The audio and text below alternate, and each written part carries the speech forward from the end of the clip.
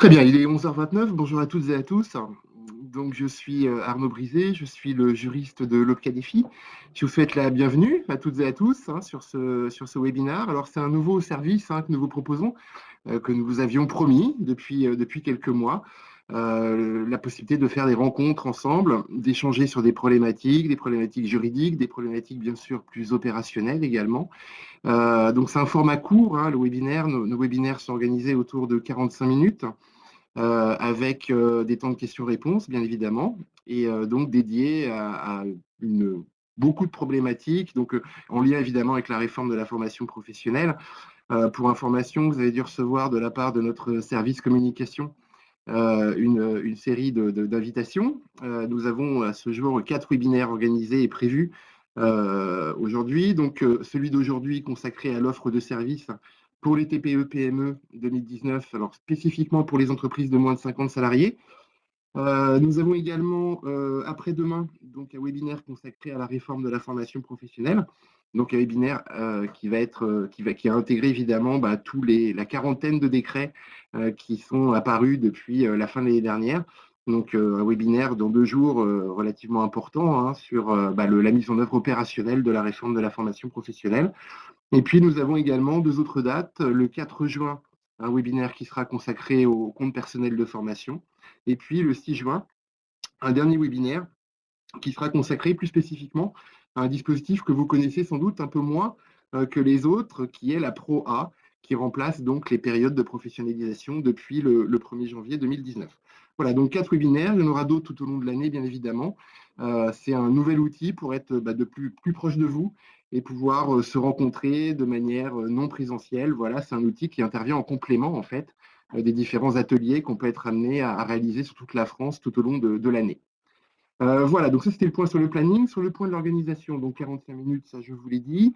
Le support vous sera transmis en principe dans les 2 heures qui suivent la fin de chaque webinaire par l'équipe de Webikeo.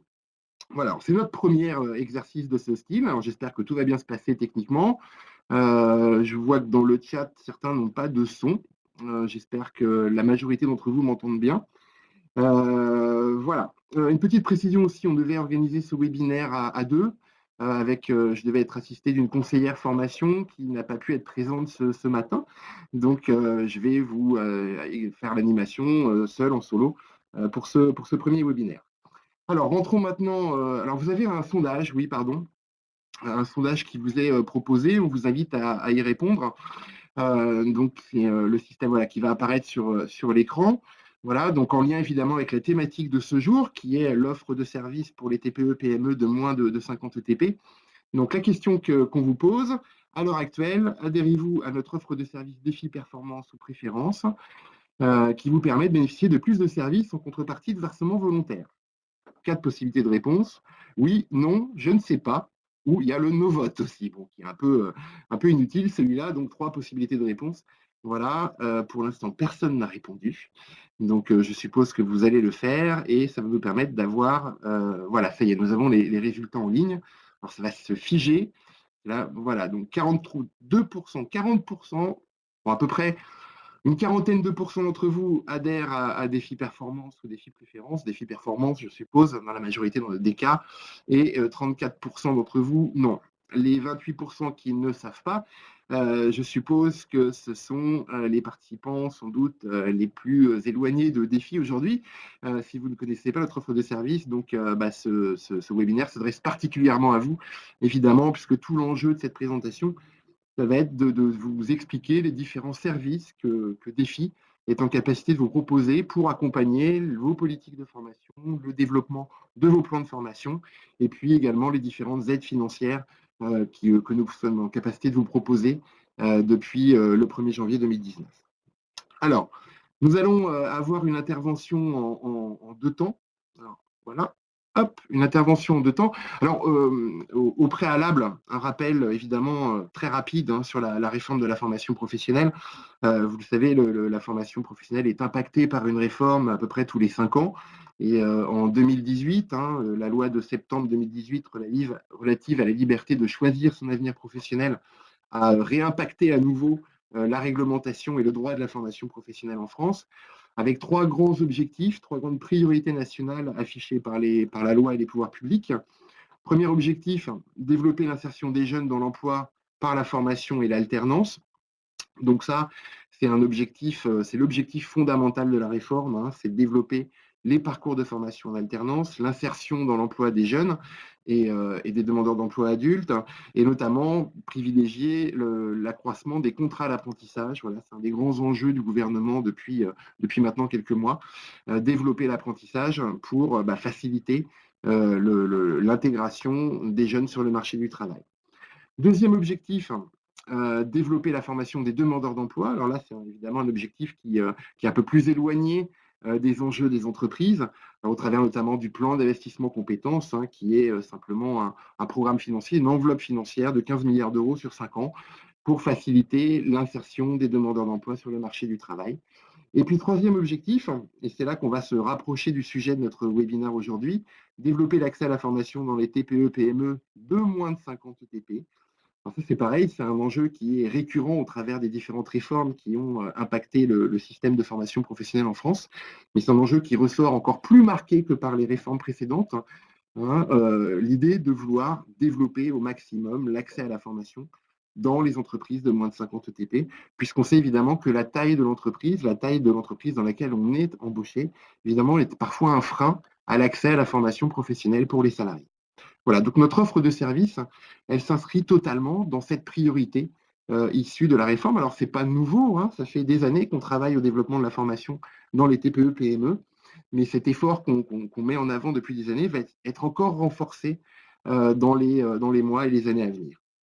Voilà, notre intervention va être organisée en deux temps. On aura une première partie qui sera plus importante quantitativement, donc sur l'offre de service.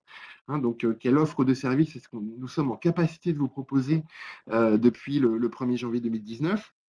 Donc, on l'abordera en plusieurs temps. Alors, on fera un point sur les opportunités générales liées à la réforme, un point rapide hein, sur le CPF, sur l'alternance, sur le plan de développement des compétences. Voilà, ce sont des choses en plus que nous reverrons pour celles et ceux qui sont intéressés lors du webinaire d'après-demain. On vous présentera également les différents services d'accompagnement des filles en termes de collecte, en termes d'information, en termes d'accompagnement. Services d'accompagnement qui sont principalement proposés par nos conseillers formation, bien évidemment, on viendra dessus tout à l'heure. On vous présenterai également les lignes budgétaires, donc les différentes lignes de financement auxquelles vous pouvez avoir accès depuis le début de l'année, en sachant que ces financements sont quand même relativement importants. Et le message principal à avoir aujourd'hui, hein, c'est de comprendre que d'une, on est en capacité de vous accompagner sur le plan technique, sur le plan juridique, sur le plan opérationnel, et puis de deux, on a la capacité de vous financer une toute ou partie de vos plans de formation 2019. On fera également un zoom sur la sélection défis formation, qui est le catalogue de formation estampillé défis. Un zoom aussi sur une prestation qui n'est pas une action de formation au sens stricto sensu, mais qui est une prestation de conseil et d'accompagnement RH. Voilà ce qu'on appelle les diagnostics RH. On vous présentera également cette possibilité d'accompagnement qui est relativement intéressante et originale dans son approche. Et puis enfin, on fera un point rapide sur la qualité et le Datadoc, donc sur les problématiques qualité en matière de formation professionnelle. Voilà, donc ça, ce sera le point 1 consacré à notre offre de service. Et puis dans un deuxième temps, de manière plus rapide, on abordera les principaux enjeux qui sont pour vous ceux de 2019, alors notamment la nouvelle définition de l'action de formation. Alors, on verra en quoi ça apporte des nouveautés. La principale idée à retenir là-dessus, hein, c'est que depuis le début de l'année, nous sommes en capacité de financer des parcours qui sont beaucoup plus larges que ceux qu'on a pu connaître par le passé. Et nous sommes donc en capacité de financer des prestations qui vont au-delà de l'action de formation traditionnelle, au sens où on peut l'appréhender, à savoir des formations en présentiel ou à distance, sous un format un peu classique. Voilà, donc on vous présentera un petit peu les conséquences et l'impact de cette redéfinition de l'action de formation en termes de possibilités d'accès à nos financements sur 2019. On abordera alors là de manière très rapide la formation en situation de travail, puisque c'est une nouveauté aussi liée à la réforme de 2018, hein, la possibilité de se former sur son poste de travail. Voilà, c'est une nouvelle modalité d'accès à la formation professionnelle qui est relativement intéressante, notamment pour les TPE-PME. Et puis, un petit point, alors même si nous avons bien conscience que le mécanisme de collecte dans les TPE-PME, très souvent, il est géré en externe par des services de comptabilité, on vous présentera quand même le calendrier de collecte sur les années à venir, donc 2019-2020. Vous savez, la collecte des contributions est amenée à être transférée définitivement aux URSSAF en 2021. Et donc, il y a un mécanisme de transition progressive de la collecte qui était opérée initialement par les OPCO vers cette collecte qui sera opérée demain par les URSSAF. Et ça amène un calendrier de transition que vous devez connaître quand même pour avoir une totale visibilité sur les prochaines échéances en matière de collecte de contributions à la formation professionnelle. Voilà, donc 2 temps, un contenu relativement complet. Voilà, et donc n'hésitez pas à poser vos questions dans le petit chat qui est à droite. Voilà, on essaiera d'y répondre, alors peut-être pas au fil de la présentation, mais en tout cas à la fin de chacune des 2 grandes parties. Voilà. Alors, je vous propose de rentrer dans le vif du sujet, donc la présentation de l'offre de services pour les entreprises de moins de 50 salariés. Alors, si nous avons des entreprises de plus de 50 parmi nos participants, bien évidemment, la majeure partie de ces informations vous intéresser. Simplement, il y aura quelques financements dédiés aux moins de 50 qui ne sont pas ouverts aujourd'hui légalement parlant aux plus de 50 ETP. Donc, je vous spécifierai à chaque fois les problématiques en la matière. Donc, offre de services pour les moins de 50 ETP, on va démarrer par les opportunités liées à la réforme. Alors, vous allez me dire, chaque réforme présente son lot d'opportunités, c'est vrai, mais là, celle-ci en présente quand même présente des opportunités toutes particulières et relativement intéressantes à appréhender pour les TPE-PME. Alors, la première opportunité, c'est bien évidemment le compte personnel de formation. Alors, vous le savez, alors on reviendra dessus aussi au fil des prochains webinaires. Le CPF a été rénové par la loi de 2018. Donc le CPF, c'est cette possibilité pour chaque salarié d'avoir un capital formation qui peut être valorisé pour suivre le parcours de formation de son choix, avec ou pas l'accord de son employeur. Donc ce CPF, il était matérialisé en heures jusqu'au 31 décembre 2018. On avait un capital d'heures qui était disponible pour suivre un parcours de formation. Et depuis le 1er janvier 2019, il est monétisé, c'est-à-dire qu'on est passé d'une capitalisation en heures à une capitalisation en euros. Voilà, ceci pour simplifier notamment la compréhension du compteur par les salariés qui en disposent. Donc aujourd'hui, chaque salarié a potentiellement un compteur. Alors si on a un stock d'heures CPF et DIF au maximum de ses possibilités, chaque salarié a un capital au maximum de 3 240 euros, voilà, qu'il peut utiliser pour suivre l'action de formation de son choix. Donc le CPF, c'est évidemment une opportunité pour développer une culture de la compétence professionnelle tout au long de la vie, puisque c'est bien ça l'enjeu principal du CPF, c'est de permettre à chacun d'avoir un outil de formation à sa disposition pour développer une logique de développement des compétences tout au long de sa vie professionnelle, et ceci quel que soit le statut de l'individu, qu'on soit salarié ou demandeur d'emploi. Donc ce CPF, c'est vraiment un outil à appréhender, à développer, sur lequel il faut communiquer dans l'entreprise, voilà, pour que les salariés puissent développer cette culture de la compétence professionnelle. Alors, le terme compétence professionnelle, on en reparlera tout au long du webinaire, mais c'est vraiment un élément fondamental. L'enjeu de la réforme et l'enjeu de la formation en France, c'est bien de développer la compétence professionnelle et de développer la compétence professionnelle en accord avec l'individu, en accord avec le salarié, et donc de développer une culture de la compétence dans une logique gagnant-gagnant, entreprise-salarié. Deuxième élément, évidemment, accompagner la motivation des salariés. La formation, c'est un outil de motivation des salariés, bien entendu. C'est un outil aussi de fidélisation des salariés. Quoi de mieux pour fidéliser un salarié que de développer ses compétences, que de le faire évoluer sur son poste de travail, que de le faire évoluer dans l'entreprise elle-même. Et donc, le CPF est la colonne vertébrale, en fait, de ce développement des compétences des individus. Et puis enfin, le CPF, dans une logique peut-être plus terre à terre, c'est également la possibilité de disposer de ressources financières, voilà, qui vont être articulées à d'autres dispositifs de financement, notamment au plan de développement des compétences qu'on vous présentera tout à l'heure, qui sont ces fameuses lignes budgétaires qui sont disponibles pour les entreprises de moins de 50 ETP. En tout cas, le CPF, voilà, c'est une logique de co-investissement parfois. Alors, on peut suivre un projet qui va répondre uniquement à l'intérêt de l'individu. Dans ces cas-là, ça sera un CPF qui sera piloté directement par l'individu. Mais on peut également dans une logique de co-investissement, abonder un parcours de formation, mobiliser le CPF de l'individu, et puis apporter un complément de financement éventuellement dans une logique d'intérêt gagnant-gagnant, comme je l'évoquais tout à l'heure. Donc le CPF est également un élément d'optimisation financière qu'on peut retrouver au travers également d'autres dispositifs d'accès à la formation. Voilà, donc le CPF, c'est vraiment un élément fondamental de la réforme. Bien évidemment, ne pas oublier aussi, on en a parlé lors de l'introduction, les problématiques autour de la formation en alternance, hein, donc les contrats d'apprentissage et les contrats de professionnalisation. Pour rappel, le contrat d'apprentissage qui était jusqu'à maintenant piloté par les régions va rentrer dans les prochains mois et principalement au 1er janvier 2020 dans le giron des opérateurs de compétences. Donc, les contrats d'apprentissage et de professionnalisation s'adressent à des jeunes ou à des demandeurs d'emploi adultes qui sont extérieurs à l'entreprise.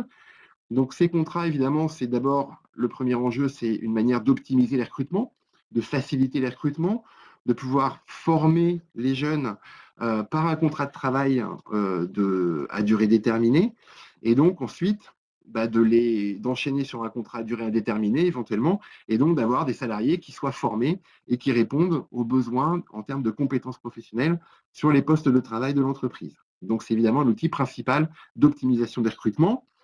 Il y a également un dispositif de formation d'alternance qui s'adresse là pour le coup aux salariés déjà présents dans les effectifs des entreprises, ça s'appelle la Pro-A. Ce dispositif remplace un dispositif que vous connaissiez sans doute. Le nom va vous dire quelque chose, ce sont les périodes de professionnalisation.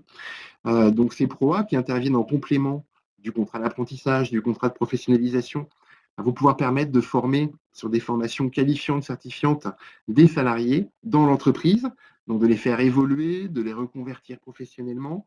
On est sur une logique évidemment diplômante, voilà, mais c'est un outil aussi à avoir en tête qui peut être adapté pour favoriser la mobilité professionnelle de certains salariés dans vos entreprises.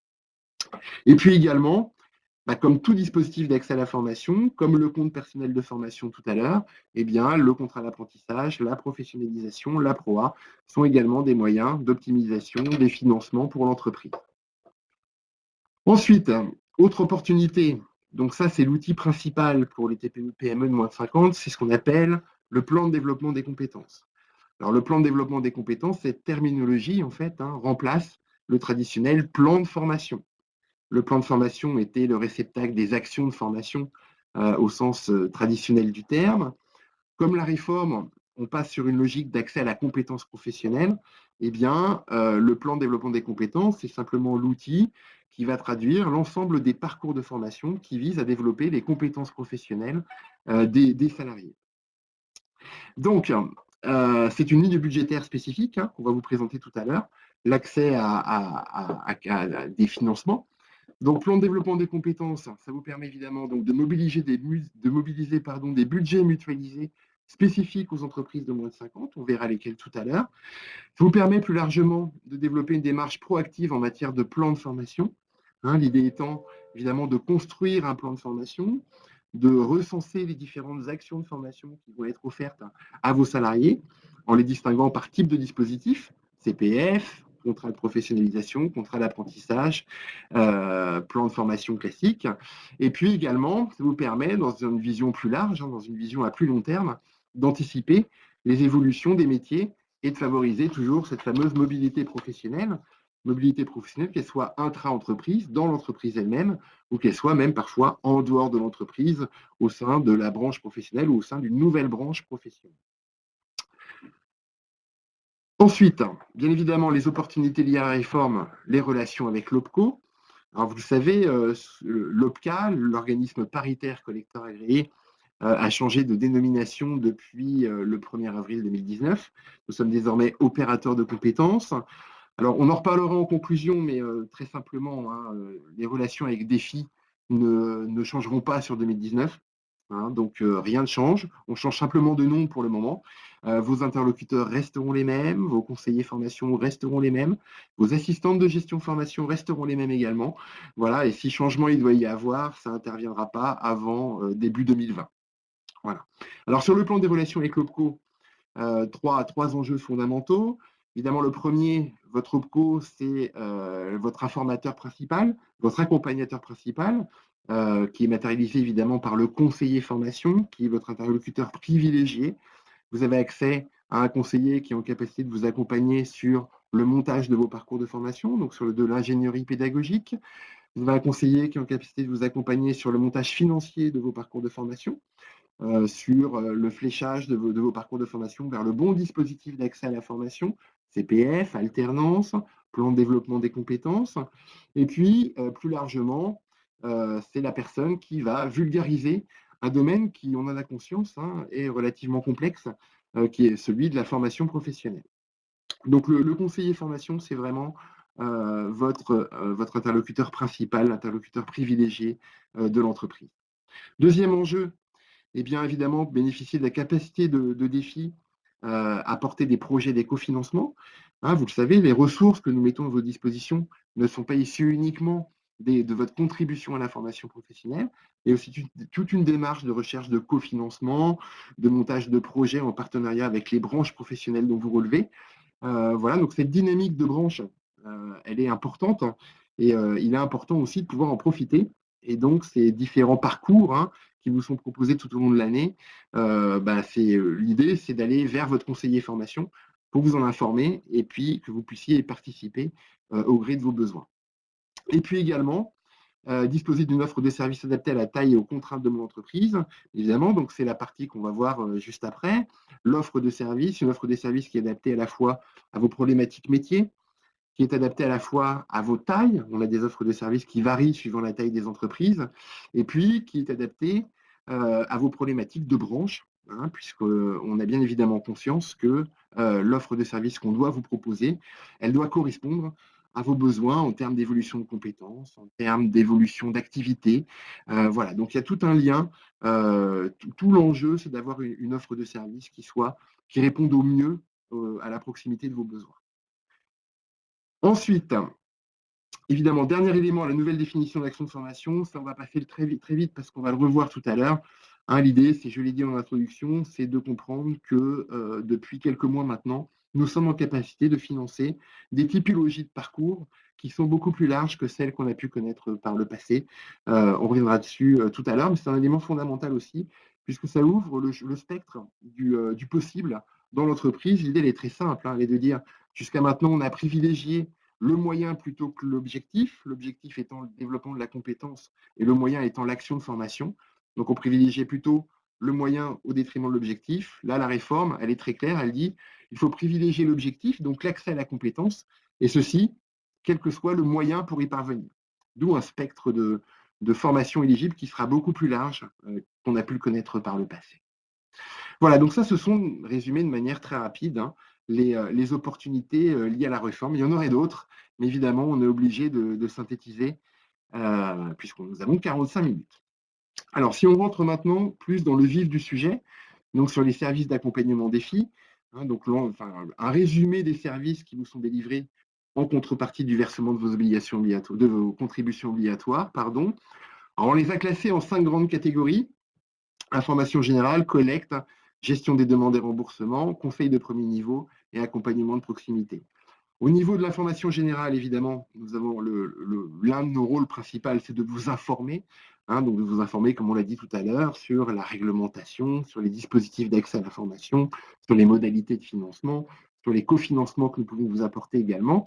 Donc pour ce faire, nous avons bien entendu notre site internet, hein, que vous devez connaître sans doute. Si ce n'est pas le cas, je vous invite à vous y connecter. Alors sur le site internet notamment, vous retrouverez toutes les règles de prise en charge, tous les taux de prise en charge. Vous avez également toute une série d'éléments sur la réforme de la formation professionnelle. Voilà. Notre service communication également publie régulièrement toute une série de documents d'information. Alors des FIMAG, des newsletters, définitions, qui sont consacrées soit à des actualités, soit à des thématiques particulières. Et puis, bien évidemment, en termes d'information générale, vous avez ce que vous suivez en ce moment même, à savoir les webinaires en ligne, nouveaux services que nous vous proposons aujourd'hui. Au-delà de cet aspect information générale, évidemment, tous les éléments liés à la collecte de vos contributions obligatoires. Hein, vous le savez, chaque année, vous avez l'obligation d'investir à hauteur d'un certain pourcentage de votre masse salariale brute, hein, en matière de formation professionnelle. Donc 0,55% de votre masse salariale brute pour les moins de 11 ETP, 1% pour les 11 ETP à 49 ETP.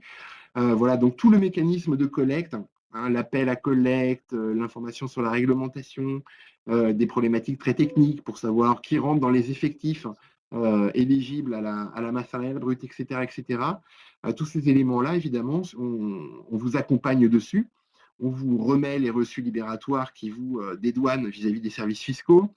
On vous valide vos versements, etc., etc. Donc tout ce mécanisme de collecte, il est piloté et géré par des filles et il y a également notamment une hotline chaque année qui est à votre disposition pour répondre à vos principales questions sur cette thématique. Bien évidemment, également les éléments financiers, donc la gestion des demandes de prise en charge et de remboursement, donc toute la logique autour du financement de vos parcours de formation, avec la possibilité d'avoir un suivi dématérialisé des demandes de prise en charge au travers de Mon Compte Défi, hein, qui est un nouveau service qui existe déjà depuis maintenant quelques mois, qui vous permet de réaliser vos demandes de prise en charge en ligne, qui vous permet également d'être remboursé directement au travers d'un système qu'on appelle la subrogation, c'est-à-dire que nous allons financer directement et régler directement l'organisme de formation sans que vous soyez obligé de le facturer. C'est nous-mêmes qui effectuons la facturation et donc ça vous soulage administrativement, bien entendu, dans la gestion administrative de vos dossiers de formation. Donc ces éléments-là, évidemment, ils sont fondamentaux. Et sachez que le mécanisme de subrogation, vous allez le retrouver sur l'ensemble de nos dispositifs d'accès à la formation, CPF, plan de développement des compétences, alternance et autres. Voilà, donc il y a une subrogation intégrale et donc une facilité administrative qui est offerte à l'ensemble de nos entreprises de moins de 50 ETP. Bien évidemment, on l'a dit, la formation, c'est un élément qui reste complexe. Donc, le conseil qu'on appelle de premier niveau, hein, donc là, c'est vraiment, je reviens sur lui une fois de plus, le conseiller formation qui va être votre principal interlocuteur. Hein, donc, il va vous apporter le conseil en ingénierie pédagogique, en ingénierie financière, en accompagnement administratif aussi. Nous avons tout un pôle administratif, des assistantes de gestion de formation qui sont là également pour vous accompagner dans le quotidien de vos parcours de formation. Voilà, donc nos équipes CF et AGF en première ligne sur ce conseil de premier niveau, et puis des éléments complémentaires qui sont également notamment disponibles sur le site internet, hein, des facs, des foires aux questions, également des réunions d'information.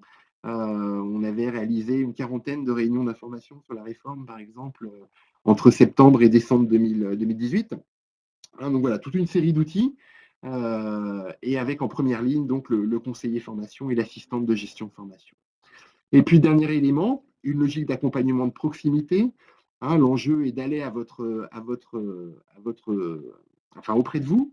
L'enjeu est de vous rencontrer. Hein, l'enjeu est d'avoir un accompagnement de proximité, donc de répondre à vos demandes par mail, par téléphone, en présentiel, dans une rencontre dans vos locaux.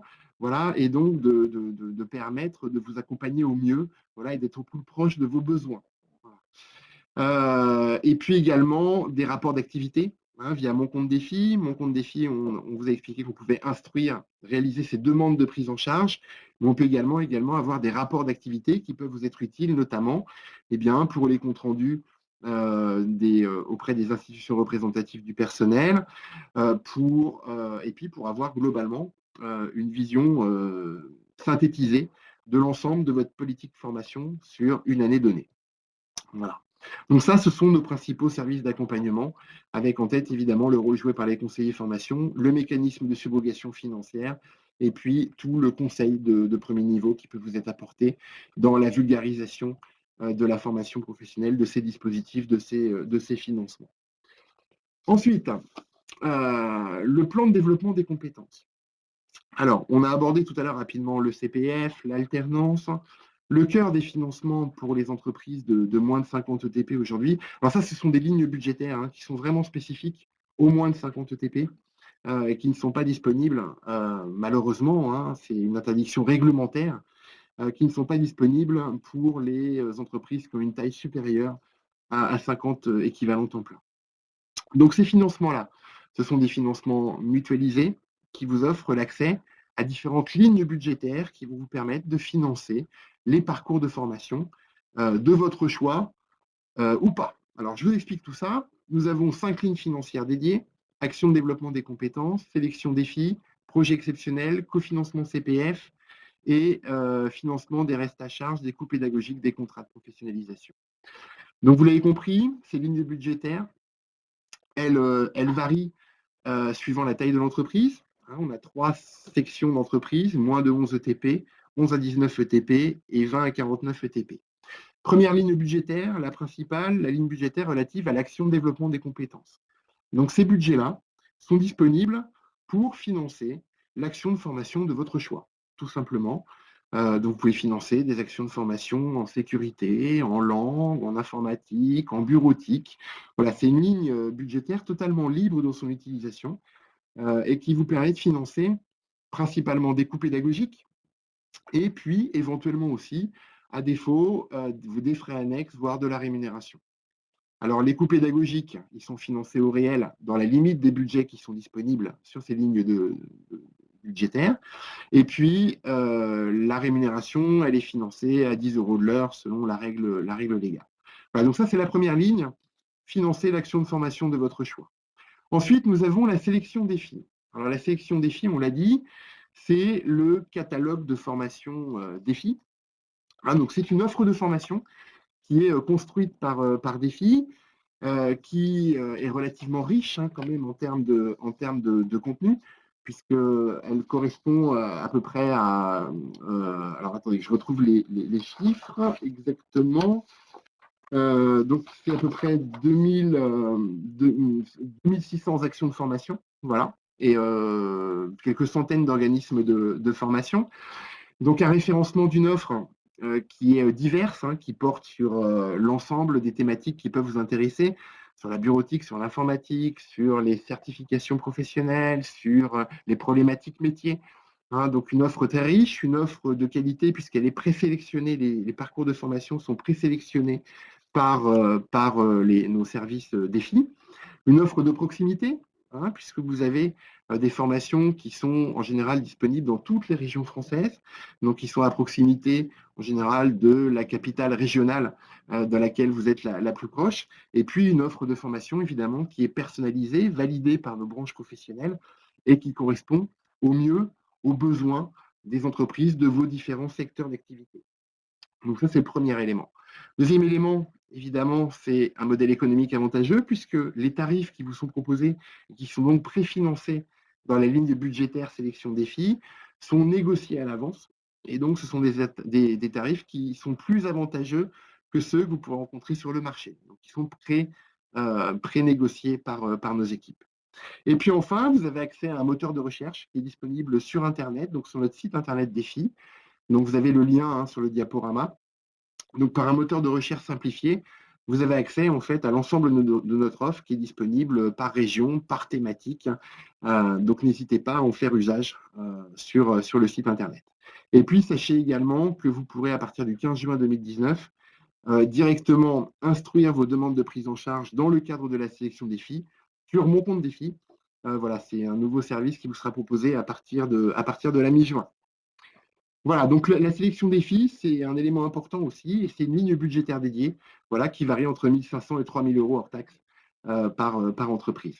Et bien évidemment, sur la ligne action de développement des compétences, vous pouvez aussi financer des actions de formation qui sont issues de la sélection des filles. Une ligne budget exceptionnelle, donc projet exceptionnel, qui va pouvoir répondre à des besoins particuliers de votre entreprise sur une année. Donc, ce sont des compléments de financement qui varient entre 4 500 et 7 500 € hors taxe. Alors là-dessus, je vous invite, il y a des critères d'accès hein, qui sont relativement ouverts. Je vous invite à contacter votre conseiller formation. Si vous avez des besoins de formation qui dépassent vos budgets traditionnels, eh bien, n'hésitez pas à faire appel à ces possibilités de financement complémentaires qui viennent compléter en fait l'offre que je vous ai présentée à l'instant. Et puis également, des possibilités de cofinancement de certains dispositifs d'accès à la formation, de cofinancement CPF, la possibilité de flécher de la rémunération et des frais annexes sur des parcours CPF, et puis également la possibilité d'avoir des compléments de financement sur des contrats de professionnalisation à hauteur de 500 € par contrat de professionnalisation. Donc voilà, et donc vous voyez, le plan de développement des compétences, ce sont des lignes de crédit, des lignes de budget, voilà, qui sont ouvertes, soit totalement sur la ligne action de développement des compétences, soit qui rentrent dans certains critères, sélection des filles, projet de formation exceptionnel, sur les autres lignes. Également, Autre prestation que nous sommes en capacité de vous proposer, alors ce n'est pas une prestation nouvelle, hein, c'est une prestation qui a été créée début 2018, même avant d'ailleurs, les diagnostics RH. Alors les diagnostics RH, qu'est-ce que c'est que le diagnostic RH? Alors ce n'est pas un parcours de formation au sens traditionnel du terme, c'est un conseil, un accompagnement sur une problématique RH dans l'entreprise. Donc, vous le savez comme moi, hein, la gestion des ressources humaines, c'est évidemment un élément clé de la performance de vos entreprises. Hein, vous pouvez rencontrer différentes difficultés dans la gestion de vos ressources humaines dans l'entreprise, des difficultés à recruter, des difficultés en termes de turnover, des difficultés en termes de développement des compétences de vos salariés. Vous pouvez avoir manqué un peu de recul pour analyser les forces et les faiblesses de vos politiques RH.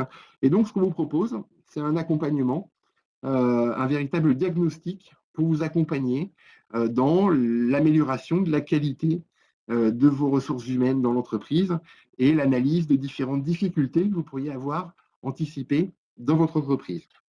Donc, c'est une prestation qui est normée, alors qui dure une dizaine de jours maximum, voilà, qui est organisée en 2 temps. Vous allez avoir une première phase de diagnostic et de définition d'un plan d'action, c'est-à-dire qu'on va vous proposer un consultant qui va être présélectionné par Défi, des consultants qui sont bien évidemment de qualité, qui va, en partenariat avec vous, analyser, retenir différents points de difficulté que vous auriez pu rencontrer au cours de vos analyses. Donc des problématiques très larges hein, en termes de rémunération, de formation, d'absentéisme, de temps de travail, de recrutement. On peut tout imaginer, hein, le champ est extrêmement large. Et ces diagnostics RH, donc le consultant va identifier ces problématiques, va identifier les freins au développement de votre activité et va essayer de proposer un plan d'action pour répondre à ces différentes problématiques. Voilà, donc ce plan d'action, une fois qu'il va être formalisé, eh bien, dans un deuxième temps, vous allez pouvoir le mettre en œuvre. Alors, c'est une mise en œuvre qui est facultative, hein, bien évidemment, mais si vous décidez de le mettre en œuvre, eh bien, vous aurez un second accompagnement qui va vous permettre donc de mettre en œuvre un plan d'action correctif qui va vous permettre de répondre aux différentes pistes de difficultés qui ont été identifiées au cours de la phase de diagnostic. Voilà, donc c'est un financement assuré à 100% par Défi dans la limite de 10 jours de prestation. Alors en général, hein, la prestation de diagnostic, elle dure 2 jours à peu près, et la prestation d'accompagnement, de mise en œuvre du plan d'action, elle dure 8 jours. Voilà. Et puis bien évidemment, les problématiques qualité aussi, autres services qu'on vous propose. Vous le savez, les organismes de formation aujourd'hui doivent répondre à des critères qualité, à des enjeux qualité, en termes d'organisation des contenus, en termes d'organisation pédagogique, en termes de formateurs également. Et donc, les organismes aujourd'hui doivent être ce qu'on appelle data dockés pour pouvoir être éligibles au financement des OPCO et de défis. Bien évidemment, on vous accompagne aussi sur ces éléments-là. Donc, on vérifie, lorsque vous faites une demande de prise en charge, si l'organisme de formation est bien datadocké. Si ce n'est pas le cas, on va vous accompagner, on va accompagner l'organisme de formation dans la démarche pour rentrer dans le Datadoc. Et évidemment, tous les organismes de formation qui sont présélectionnés au travers de sélection défis sont datadockés. Donc, c'est relativement intéressant de profiter de cette offre. Voilà, sachant en tout cas qu'on est là également pour vous accompagner sur ces éléments-là. Voilà. On vous a prévu également un récapitulatif sur les autres financements possibles par dispositif. Alors, je ne vais pas rentrer dans le détail.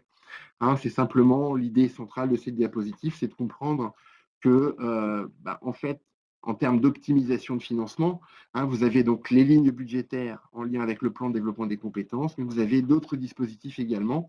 Et je vous invite à rejoindre à consulter vos conseillers formation pour optimiser au mieux vos financements sur 2019 au travers du contrat d'apprentissage, du contrat de professionnalisation, de la PROA, du CPF, voire même du CPF de transition qui remplace le congé individuel de formation, en sachant que ce CPF de transition n'est pas géré par des filles, mais est géré par les fonds GESIF en 2019. Voilà. Voilà ce qu'on peut vous dire sur notre offre de services. Alors, concernant les enjeux 2019, on en a abordé quelques-uns au cours de la première partie. On va revenir sur les 3 qui nous paraissent les plus importants, et notamment le premier, en fait, donc la nouvelle définition de l'action de formation. On l'a dit en introduction, pour bien comprendre les changements liés à la réforme et les opportunités qui s'offrent à vous sur cette thématique-là. Jusqu'à maintenant, la construction de l'action de formation, elle est organisée sur un modèle en présentiel, classique, historique, le modèle de formation présentielle. Vous avez d'un côté un formateur qui va dispenser une action de formation et en face des stagiaires qui vont écouter le formateur dans un format présentiel. Le constat qui a été fait par les pouvoirs publics, il est relativement simple. Il est de dire, aujourd'hui, pour développer la compétence professionnelle dans l'entreprise, on doit prendre en compte que l'action de formation ne suffit plus. L'action de formation au sens présentiel, voire à distance, ne suffit plus. L'enjeu, c'est de pouvoir développer la compétence, quel que soit le moyen pour y parvenir. Et aujourd'hui, il est clair que dans l'entreprise, il existe d'autres moyens pour développer sa compétence que l'action de formation traditionnelle.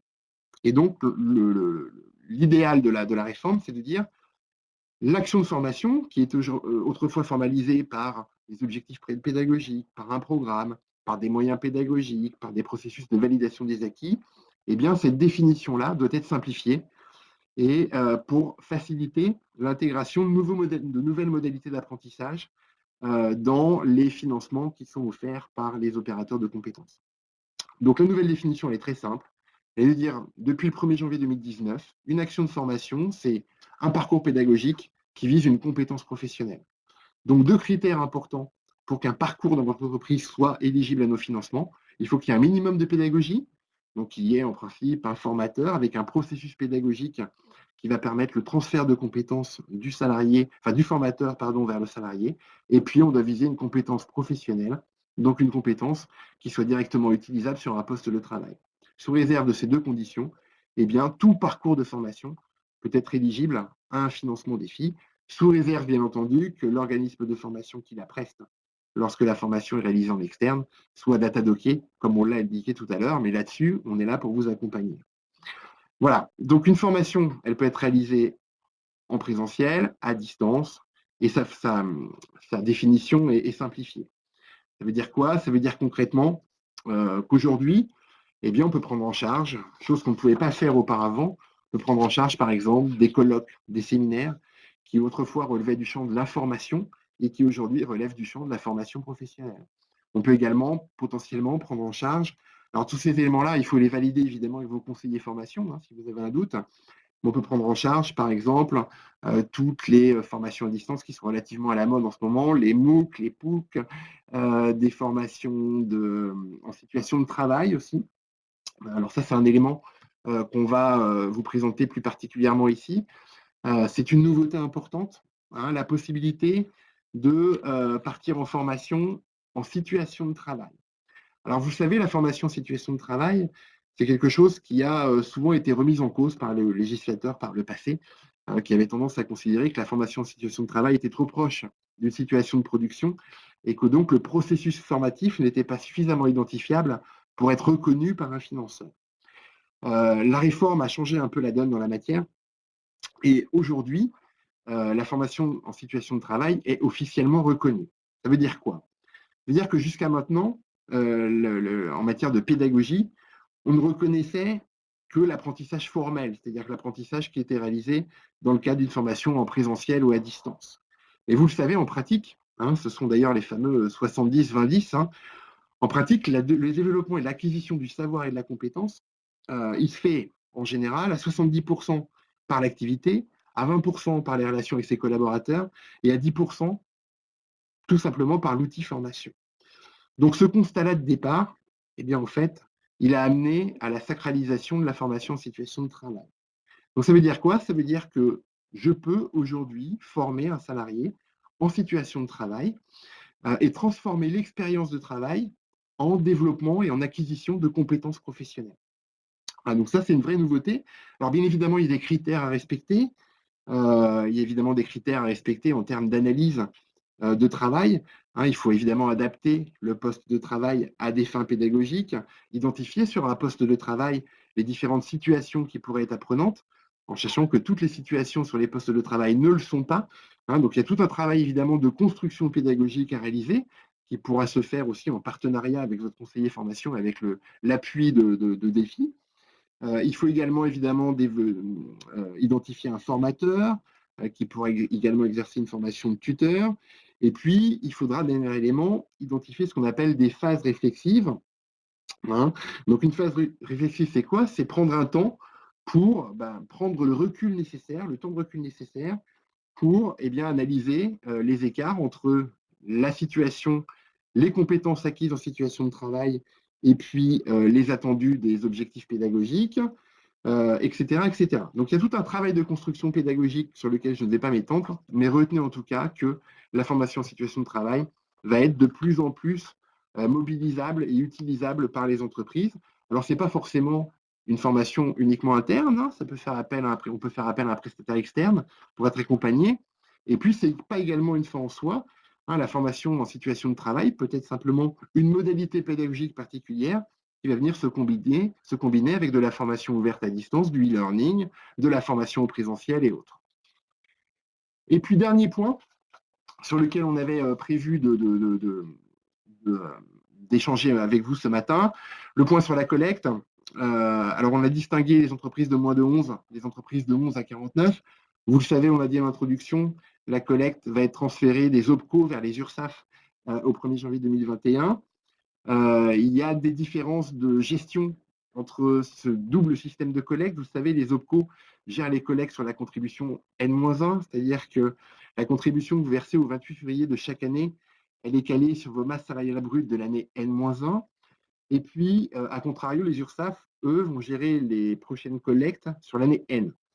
Donc, évidemment, pour éviter qu'il y ait un système de double contribution sur une même année fiscale, hein, c'est le même principe que l'impôt sur le revenu, eh bien, il y a un mécanisme de transition progressif qui va permettre de passer de la collecte des OPCO vers la collecte des URSSAF. Alors, pour les entreprises de moins de 11 ETP, je ne sais pas si on en a beaucoup ce matin, il n'y a pas de changement en termes de calendrier de collecte. C'est-à-dire que la collecte 2019 et 2020, ces deux collectes seront opérées au 28 février de chaque année. Donc, collecte 2019, elle a eu lieu au 28 février 2019, donc elle est sur les masses salariales brutes 2018. Et la prochaine collecte 2020, donc elle est sur les masses salariales brutes 2019, aura lieu au 28 février 2020. Donc, il n'y a pas de changement en termes de calendrier pour vous sur ces éléments-là. Les changements, ils sont pour les entreprises de 11 à 49, où là, vous allez être amené à rencontrer plus souvent et avoir plus de liens plus fréquemment avec le service de collecte de défis. Alors la collecte 2019, donc, qui était calée sur les masses salariales brutes 2018, a eu lieu au 28 février dernier. Hein, cette collecte a porté sur la taxe d'apprentissage et sur la contribution formation, donc sur votre 1,68% global. Hein, donc celle-là a eu lieu, elle a été réalisée dans les conditions précédant la réforme. Donc vous n'avez pas vu de nouveauté au 28 février 2019. Les nouveautés interviennent en cours d'année 2019. Alors sachez que vous allez avoir un appel à contribution anticipée qui aura lieu au 15 février 2019 et qui donc sera calé sur votre masse salariale brute 2019. Donc ça, c'est une nouveauté. On va revenir vers vous 15 septembre pour un appel à contribution anticipée dont le solde aura lieu au 28 février 2020. Donc ça veut dire qu'on va vous demander 0,75% de votre masse salariale brute anticipée 2019 et puis le solde 25% au 28 février 2020. Voilà. Donc ça, ayez-le en tête. Il y a une double collecte en 2019, en sachant que ce n'est pas une double collecte sur une même contribution fiscale, hein, puisque cette contribution-là, elle est bien sur votre masse salariale brute 2019 et non pas 2018. Et puis ensuite, en 2020, ah oui, puis la bonne nouvelle aussi, j'ai oublié de vous le dire, parce qu'il y a toujours des bonnes nouvelles quand même, c'est que les entreprises sont exonérées de la taxe d'apprentissage sur 2019. Voilà. Donc, vous n'aurez inversé que votre contribution liée à la formation professionnelle. 2020, pareil, un mécanisme de collecte en 3 temps, au 28 février 2020, au 15 septembre 2020 et au 28 février 2021. Et puis ensuite, en 2021, on passera au système de collecte des URSSAF. Donc voilà, ce qu'il faut retenir tout simplement, c'est que vous aurez plusieurs phases de collecte au cours des années 2019 et 2020, en sachant qu'au global, hein, votre investissement légal ne sera pas supérieur à celui qui était le vôtre avant la réforme de la formation professionnelle. Voilà. Le réseau de proximité, un rappel simplement, on a beaucoup parlé des conseillers formation, 5 délégations territoriales, 40 conseillers formation à votre disposition. Les numéros de téléphone sont disponibles sur la diapositive. Et puis, pas loin de 90 assistants de gestion de formation, voilà, qui sont là pour également vous accompagner sur le plan administratif. Voilà, on a 3 questions qui sont remontées du chat. Alors, on va revenir dessus. Dans le cadre du CPF, la préparation à la retraite est-elle possible?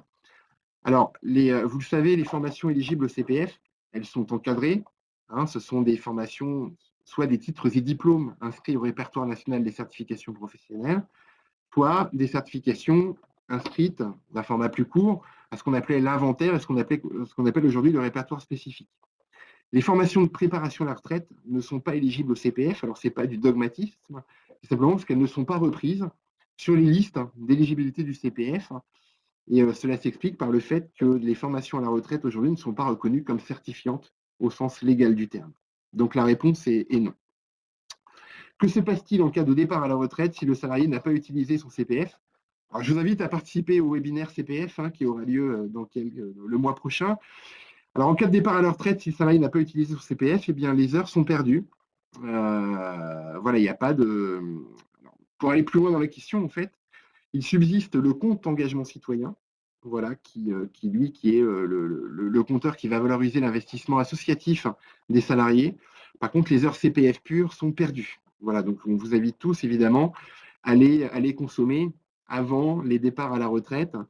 Et d'autant plus que sachez qu'il est possible de valider un dossier CPF pendant que le salarié est encore salarié de l'entreprise, mais on le validera même si la formation a lieu après avoir quitté l'entreprise, donc pendant la retraite du salarié. Il est possible de prévoir ça, évidemment, dans des délais qui ne sont pas trop éloignés les uns des autres.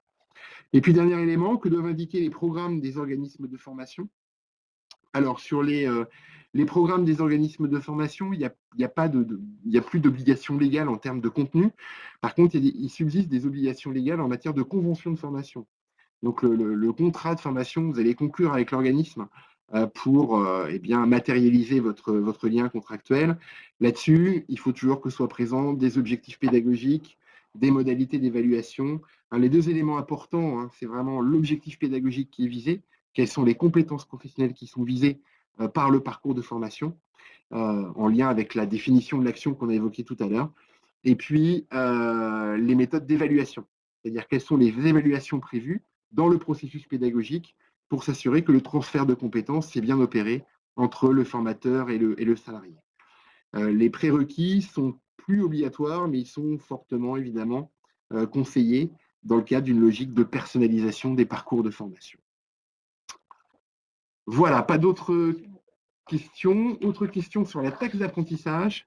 On a été très vite là-dessus, c'est assez complexe. Comment prendre en compte les établissements qui compte sur le versement de la taxe d'apprentissage si elle n'a pas eu lieu en 2019? Comment prendre en compte les établissements qui comptent sur le versement de la taxe d'apprentissage si elle n'a pas eu lieu en 2019? Alors, je suppose que la question, c'est de savoir comment sera financé l'apprentissage en 2019, c'est ça, alors qu'il n'y a pas de taxe. C'est une bonne question, je suppose que c'est ça la question. Donc, en effet, ça peut paraître surprenant, les entreprises sont exonérées de la taxe d'apprentissage sur 2019. Alors attention, vous n'êtes pas exonéré de la CSA. La CSA est maintenue sur 2019. Vous savez, ce bonus-malus qui est donc maintenu sur 2019. Alors, les contrats d'apprentissage vont bien évidemment, les contrats d'apprentissage 2019 vont être financés et les financements vont perdurer. Alors, il y a toute une série de financements qui viennent intervenir en complément en fait, de l'absence de versement de la taxe d'apprentissage. C'est très complexe et les financements au titre de l'alternance qui sont issus de la contribution à la formation professionnelle continue cette fois-ci. Une partie d'entre elles va être dédiée au financement des contrats d'apprentissage. Il y a également pas mal de fonds qui sont encore présents dans les caisses des conseils régionaux et qui vont être utilisés en 2019 pour financer l'apprentissage. Voilà, il y a toute une tuyauterie financière en fait qui vient en compensation de l'absence de taxes en 2019. Pas d'inquiétude. En tout cas, en 2019 et dans les années à venir, les contrats d'apprentissage seront financés et ceci malgré l'absence de taxes sur les masses salariales brutes 2019. Voilà. Quelles sont les conditions pour que la formation interne soit prise en charge par Défi? Alors, on a souvent la question, les formations internes, sachez-le, hein, ne sont qu'une modalité de réalisation de l'action de formation, hein. Ce qui compte, c'est que l'action de formation qu'on nous propose réponde à la définition que j'en ai faite tout à l'heure, à savoir deux critères, qu'il y ait un minimum de pédagogie, donc un parcours pédagogique au service de l'atteinte d'une compétence professionnelle, hein. Donc, en pratique, si vous visez bien des compétences professionnelles réelles qui sont visées sur un poste, et si vous avez prévu par le biais de votre formateur interne la pédagogie nécessaire pour matérialiser le transfert de compétences, eh bien, la formation interne sera financée, notamment dans le cadre des budgets plan de développement des compétences, au même titre qu'une formation externe, hein. Il n'y a pas la seule souci en formation interne, c'est d'être bien précis lorsque vous élaborez votre programme de formation. Voilà. D'avoir un programme qui soit suffisamment adapté en contenu par rapport à la durée totale du parcours.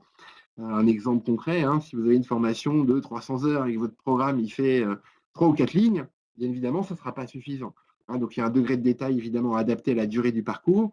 Et puis, il y a un degré de détail aussi adapté suivant l'ambition des objectifs pédagogiques que vous souhaitez atteindre. Comment est calculé les 75%? Je suis désolé, on déborde un peu. C'est le premier webinaire, hein. Le prochain, on sera plus, plus respectueux des horaires. Comment sont calculés les 75% de taxes de la formation pro? Les entreprises ont-ils besoin de provisionner? Alors, c'est le versement 2019 au titre de la masse salariale brute 2019 sera versé en deux fois. Donc, si on est sur le 1% global, on aura un 0,75 au 15 septembre et un 0,25 au 28 février 2020, hein. Donc, les entreprises ont besoin de provisionner, oui, bien évidemment.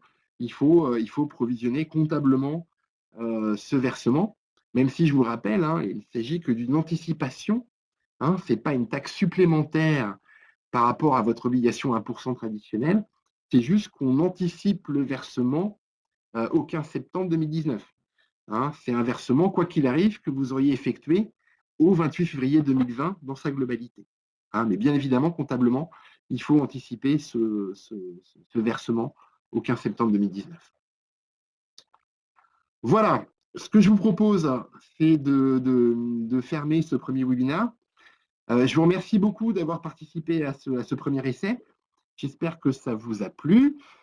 J'espère que j'aurai le plaisir aussi de retrouver la grande majorité d'entre vous jeudi, donc dans 2 jours, pour le webinaire consacré à la réforme, qui sera consacré à l'apprentissage, à l'alternance, au CPF, etc., etc.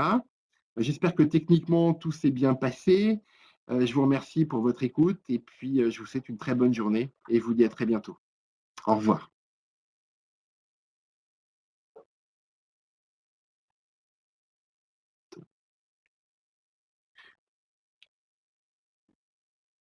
Ah oui, j'ai oublié de vous dire, ce webinaire sera accessible évidemment sur la plateforme Wikio pour un revisionnage en replay.